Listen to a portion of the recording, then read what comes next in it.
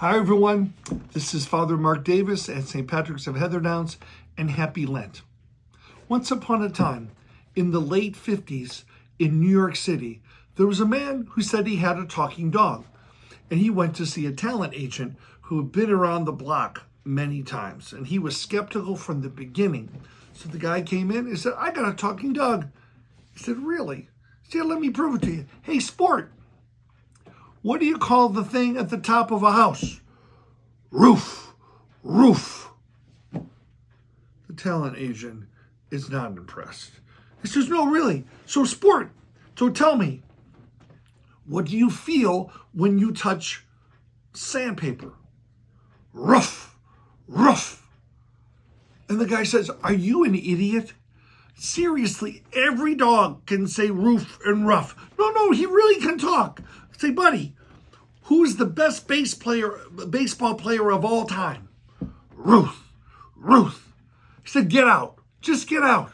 So they get out of onto the street, and they're walking down the street. The dog looks up the owner and says, "That didn't go well. I probably should have said DiMaggio." Now, what's crazy about that joke is what was that guy thinking? The dog could really talk. And why didn't he just prove it? He was an idiot because he didn't ask questions that would prove. Why do we do stupid things sometimes? Well, it's almost always of some kind of fear. Maybe he was afraid that the guy would really exploit him and his dog. Maybe he didn't want to be famous. Maybe he just was uncomfort out of his comfort zone. Who knows? But I don't really care about him. What's more important for us is the story of Jonah that we had this week in our readings. Jonah was told by God over and over to go to the town of Nineveh, to be able to proclaim to them that God was going to destroy them if they didn't repent in 40 days. And Jonah didn't want to go. And he ran away, and he got swallowed by a fish, as we know, and he had to go. But why? The scriptures say it's because he hated the Ninevites, right? And he didn't want them to be spared. And that could be true. But I think there's more. Because if he hated the Ninevites because they're an enemy to Israel, then they hated him. I mean, logic says, friends, he was afraid.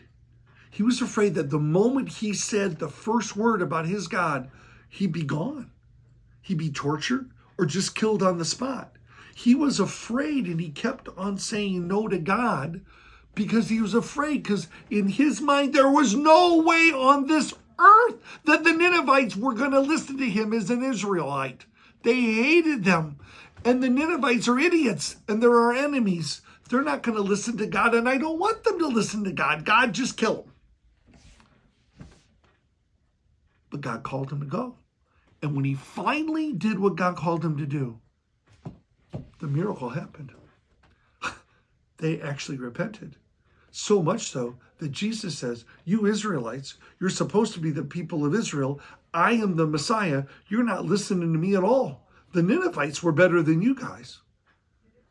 "Well, we need a sign." I am not going to jump on the temple and jump and prove to you idiots who I am.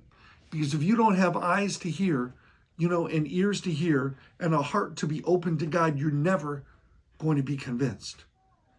It won't be able to happen.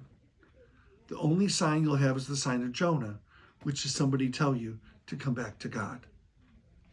Now, we do have Jesus to teach us to come back to him with all our hearts during Lent. That's what our Lenten practices are supposed to be doing. The question that Jesus gives us is not, do we believe in a talking dog, but do we trust him enough to actually try to do some of the things that he has called us to do for years? So take a moment right now.